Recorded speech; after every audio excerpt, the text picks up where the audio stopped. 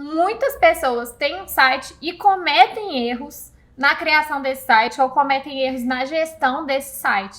Então, assim, quais são os maiores erros que a gente vê, Gabriel, aí nessa criação de sites? Eu aposto que você está cometendo um desses erros, tá? Eu também, viu? Se você não estiver cometendo um desses erros, envia pra gente o direct lá no Método Freeló, que eu prometo que a gente vai repostar aquilo ali, a gente vai falar assim, realmente a gente se enganou. Mas pela nossa experiência, assim, a gente nunca conversou com um escritório que não esteve cometendo alguns desses erros. Mas o primeiro erro, nesse momento, eu acredito que agora você não comete esse primeiro erro, que é o quê? É achar que não precisa de ter um site. Então, primeiro erro sobre a questão do site, às vezes existe esse papo, né? Assim, não, o site é algo ultrapassado, ninguém visita mais site institucional, isso não é importante. O novo portal, cartão de visita online não é mais site, é o Instagram.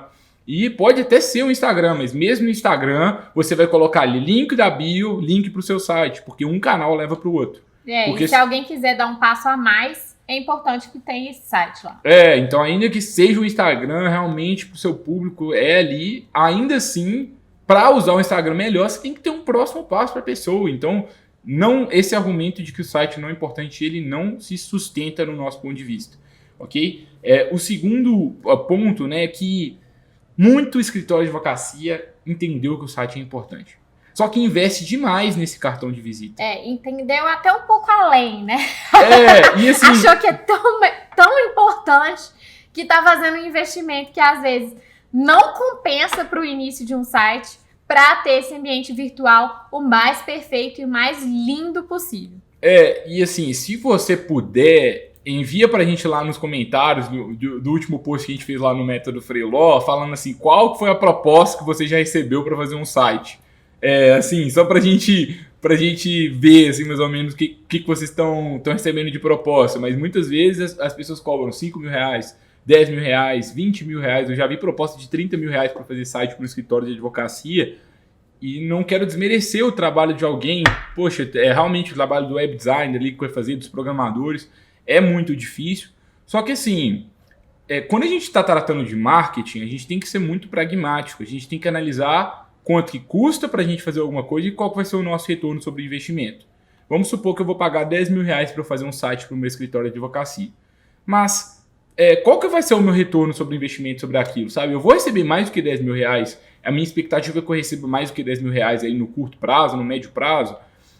Às vezes o seu site, ele não tem ele tem nem 10 visitantes por mês e você está investindo aí 10 mil, 20 mil reais ali para criar aquele site. Será que faz sentido? É como se eu estivesse investindo ali num ótimo outdoor ali para uma rua deserta que não passa ninguém naquela rua. Então eu fiz uma fachada maravilhosa para o meu escritório, só que nenhuma pessoa passa naquela rua. Então será que valeu a pena eu ter investido tanto na fachada daquele escritório? O que a gente gosta muito de trazer reflexão coloca o site no ar. Só que no início, deixa uma fachada simples, ninguém visita o seu site. E por mais que você seja muito relevante no mundo offline, eu aposto neste momento, e talvez você seja exceção, mas com todos os nossos clientes aqui hoje na Freeló, a gente vê que quando você vai para a internet, você ainda é pequeno. E você precisa ter essa humildade de reconhecer isso. Você é pequeno na internet. E vamos aos poucos. Então começa... E aí tenta levar mais pessoas para a rua ali do seu escritório, para movimentar mais a rua, para depois você investir na fachada.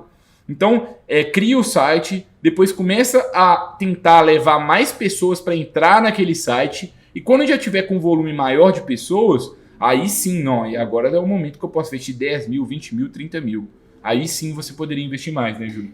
E assim... A gente tem a ilusão também de que, às vezes, ter um site muito bonito é o que vai fazer as pessoas visitarem esse site, é o que vai fazer as pessoas se impressionarem por aquele site. E isso muitas vezes não é verdade. E a gente gosta de um exemplo aqui na Freeló, que a gente conversa aqui com os meninos programadores, que é, por exemplo, o site da Amazon. É um site super visitado, mas não é um site bonito. Não é um site que você fala, nossa, que site bonito.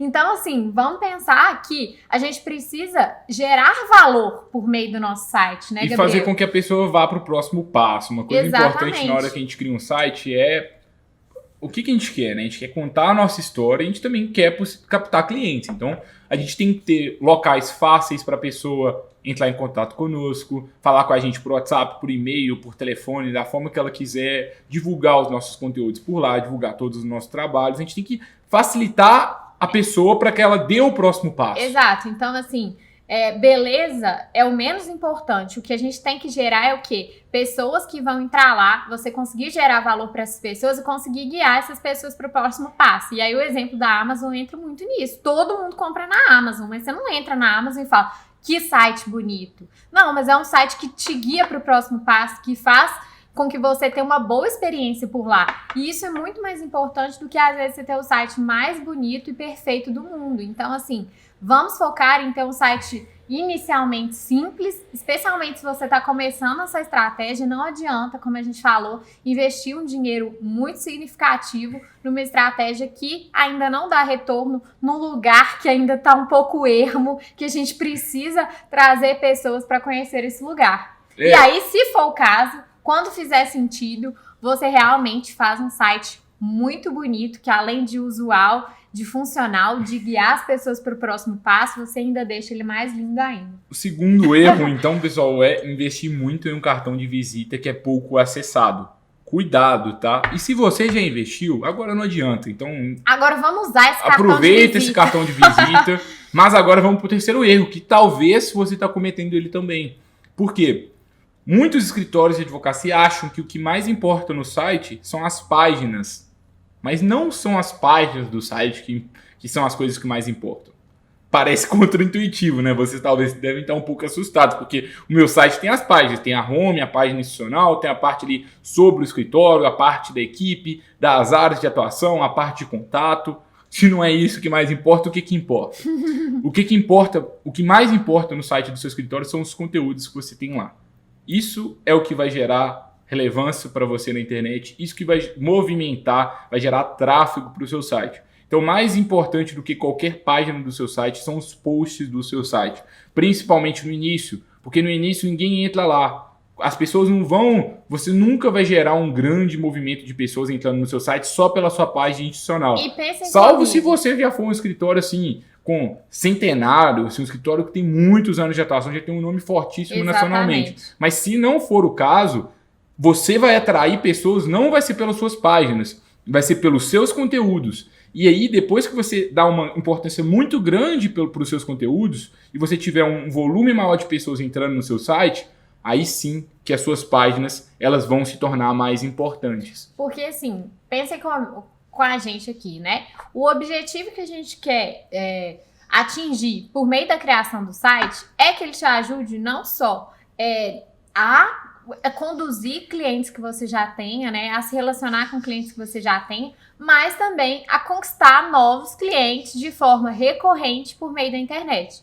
Então, se o nosso site o objetivo do nosso site é conquistar novos clientes por meio da internet, e você ainda não é um desses exemplos de escritórios que a gente conhece pelo nome no Brasil inteiro, como que as pessoas vão te encontrar? Ninguém sabe que o seu escritório chama Resende Advogados e que você atua numa cidade específica. Como você vai alcançar pessoas que não te conhecem? Só quem realmente já conhece seu escritório que vai procurar pela sua página, pelo seu nome institucional. E a pessoa que está buscando pelo seu nome institucional, talvez ela já está até decidida. Já até cliente, ela já é cliente, ou se ela não for cliente, ela já tem uma indicação tão forte que ela já foi decidida a comprar. Talvez não vai ser o design que vai repelir ela. Talvez o design até possibilite ali um site melhor, vai possibilitar que ela feche. Mas a verdade é que a pessoa já está praticamente decidida, porque para ela ter te conhecido, para ela ter entrado no seu site institucional pelo seu nome, ela recebeu uma indicação provavelmente muito forte e nada vai substituir uma boa indicação. Agora, caso contrário, a gente vai ter que ter um conteúdo muito forte para falar assim, nossa, que escritório bom, né? Porque quem não te conhece pelo seu nome, quem não vai te buscar pelo seu nome, vai te encontrar por meio de conteúdo. E se o nosso objetivo é atrair pessoas que não conhecem o seu escritório por meio do seu site também, a gente tem que pensar que as páginas institucionais não são as mais importantes como a gente pensa. A gente tem que pensar em conteúdo, que é justamente esse erro que a gente vê que é muito comum. A gente preocupar em ter um sobre nós lá, missão, visão, valores, nome do escritório, um site lindo, mas um site que fica estático, que não é movimentado, um site que não está trabalhando para a sua aquisição de clientes. E mais um erro que a gente tem, e é um pouco disso do site ser estático, é deixar o site na mão da equipe de TI. Então, alguém fez o site, ou o seu sobrinho, algum primo, algum amigo, ou você a tem equipe até de uma TI, equipe já no você já escritório, tem uma equipe aí de TI, um terceirizado. E aí eles fizeram o site. E aí, nesse site, provavelmente, o que tem lá nesse site? Vai ter ali o advogado que trabalhava no seu escritório há 2 anos, já saiu e tá lá, a equipe completamente desatualizada, tem muita informação que não é real, às vezes já tem até sócio que saiu da sociedade, mas ainda tá lá no site. E por que isso acontece? Porque o site ele não está na sua mão. E a verdade é que a gente até acha que mexer num site é coisa de outro mundo, mas existem ferramentas, como a gente já vai trazer para vocês aqui, que podem ajudar a você mesmo controlar o seu site. E você precisa de saber controlar o seu site. Isso é importante. Um erro muito comum é deixar o site na mão da equipe de TI. A gente não pode fazer isso. E aí porque a gente precisa de ser dinâmico. Ser autônomo em relação ao site. Tem que produzir, tem que levar conteúdo lá com frequência. Poxa, se eu tenho uma burocracia grande para postar o conteúdo no meu site, se eu não sei postar o conteúdo sozinho, se eu não sei mudar uma imagem sozinho, se eu não sei colocar um texto novo ali sozinho, a estratégia vai se tornar muito burocrática. E não existe motivo plausível, no meu ponto de vista, que justifique você não ter esse controle, porque as ferramentas que existem hoje no mercado são feitas para que leigos como eu, como a Júlia, como você, consigam criar o site sozinhos. Então, é óbvio, tem uma curva de aprendizado, é tipo você mexer no Excel pela primeira vez, mexer numa nova ferramenta pela primeira vez, no PJE, que é horrível ali, mas assim, com um pouco de paciência e com poucas horas ali de dedicação, depois de 1 mês, 2 meses, você realmente já consegue manusear a ferramenta de uma forma muito boa, construir as páginas sozinho, mexer nas páginas sozinho e criar os conteúdos sozinhos. Sem isso, a estratégia, você está criando uma estratégia muito morosa, fica muito custoso para que você consiga trazer novas mudanças, né, Júlio? Então, a nossa dica é o seguinte, né? O erro é deixar esse site exclusivamente na mão de TI, ou seja, eu não consigo movimentar o meu site e isso vai te prejudicar até se você estiver querendo fazer uma estratégia de produção de conteúdo constante, porque se o cara do TI te enrolar para colocar esse conteúdo no ar, você está totalmente refém dele desagarrar o serviço e conseguir postar para você. Outra coisa, assim, por mais competente que a sua equipe de TI seja, eu aposto também que possivelmente eles não são especialistas em otimização de conteúdos para o algoritmo de busca do Google. E se você está querendo criar uma estratégia de marketing jurídico, você vai ter que fazer algumas otimizações ali no seu site. Você vai ter que mudar a URL do seu site, você vai ter que colocar ali, mudar a meta-descrição do seu site, que é um termo técnico que a gente não vai aprofundar agora especificamente, mas você vai ter que fazer algumas pequenas mudanças em cada post ali do seu blog para que a gente consiga as primeiras páginas do Google. E é você que tem que fazer. Isso não é responsabilidade da sua equipe de TI fazer. Isso é responsabilidade do time de marketing. E você tem que liderar o seu time de marketing. Ainda que você tenha um profissional de comunicação, um profissional de publicidade aí na sua equipe, ainda assim você precisa de ter esse know-how para que você comece a orientar o que a equipe de TI faz, o que a equipe de marketing faz, o que os advogados do escritório fazem, né, Júlio? Não, mas produção de conteúdo, para mim, ser encontrado no Google, não faz sentido. Não quero isso. Então, você não está priorizando adquirir clientes por meio da internet. Então, isso não é prioridade para você. Porque caso seja, a gente precisa ter autonomia em relação ao nosso site, a gente precisa conseguir postar e otimizar esses conteúdos e ser o protagonista da estratégia de marketing. E assim, ninguém disse que ia ser fácil, pessoal. Ninguém falou que ia ser fácil. Criar um site é um desafio técnico, é um desafio grande técnico que muitos advogados não conseguem superar, uma barreira grande. E se a gente for pensar, o fato disso ser um grande desafio técnico para muitos advogados Isso também facilita muitas vezes o nosso trabalho de crescer na advocacia. Por quê? Porque criar um Instagram todo mundo cria, né, Júlio? É fácil, eu crio ali uma conta com poucos minutos.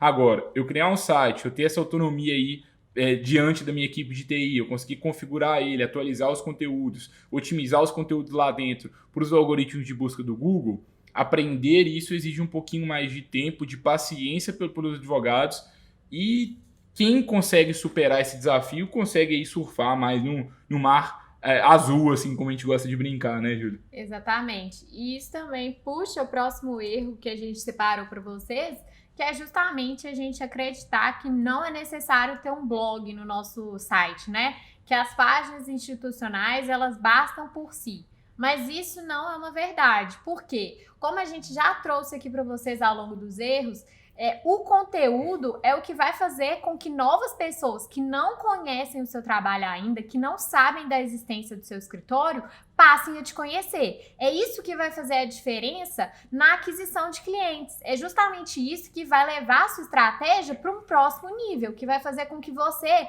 atinja mais de 1.000 pessoas, mais de 10.000 pessoas acessando o seu site mensalmente por meio desses conteúdos, né? Em razão desses conteúdos. É justamente isso que vai fazer com que você atinja esse objetivo de ter uma visibilidade maior, de ter um alcance maior, de atingir mais pessoas e, consequentemente, ter mais clientes. Então, se você não tem um blog, você está perdendo uma oportunidade, assim, única de conseguir mais clientes por meio da internet. Então, pessoal, não ter um blog, se a sua prioridade é crescer na advocacia, se você quer conseguir clientes na internet, não é uma opção. A gente vai precisar ter um blog. E é raro escritórios que têm um blog no site. Às vezes tem, não é ativo, publica uma vez na vida, outra na morte. Ou se tem, não consegue manter a frequência na publicação e aí fica aquela sensação do site abandonado, que a gente não quer dar a sensação que o nosso cartão de visita online está abandonado para as pessoas que acessarem. Então, assim, ter um blog vai possibilitar com que a gente otimize esses conteúdos para as buscas do Google e que a gente alcance mais pessoas, que a gente impacte mais pessoas por meio disso, não fique limitado ao nosso território, às pessoas que já conhecem o escritório. Então, por isso que não ter um blog, na nossa visão, é um dos maiores erros, né, Gabriel? E assim, fazendo uma pergunta aqui para vocês, queria muito entender o que vocês responderiam em cima disso aqui. Se vocês tiverem 10 mil reais de orçamento para gastar no início da estratégia de marketing de vocês ainda não têm um site, como que vocês investiriam esse dinheiro?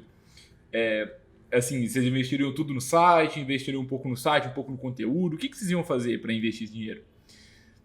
O que eu espero que vocês decidam a partir de agora invista pouco dinheiro, bem pouco mesmo no site e muito mais no conteúdo, ainda mais no início da sua estratégia. Então, se eu tivesse 10 mil reais, eu ia investir 9 mil no conteúdo e pouquíssimo no site. Eu ia tentar criar o site sozinho, porque no início faz sentido criar sozinho, dá para fazer um site muito profissional sozinho, seguindo templates pré-construídos, que vai dar algumas dicas práticas aqui para vocês, mas o importante é que eu ia começar a levar mais pessoas ali pro meu site, e depois o site maior, eu conseguindo mais visitas recorrentes, aí sim eu poderia investir um pouco mais no site institucional do meu escritório. Isso, e contar, por exemplo, só com uma estratégia de redes sociais para guiar pessoas para o seu site é muito pouco. Porque da sua audiência nas redes sociais, poucas pessoas vão de fato clicar ali no seu site, por exemplo, se você está contando só com isso. Então, por isso que é importante a gente combinar também a estratégia do blog, a estratégia das redes sociais, por exemplo, se for o caso, né, se seu escritório já usa, com a estratégia de ter um blog, porque aí você dá a possibilidade de pessoas que ainda não conhecem seu trabalho, que não te seguem, que não estão ali acompanhando seus conteúdos nas redes sociais, de te encontrarem no Google por meio de busca orgânica.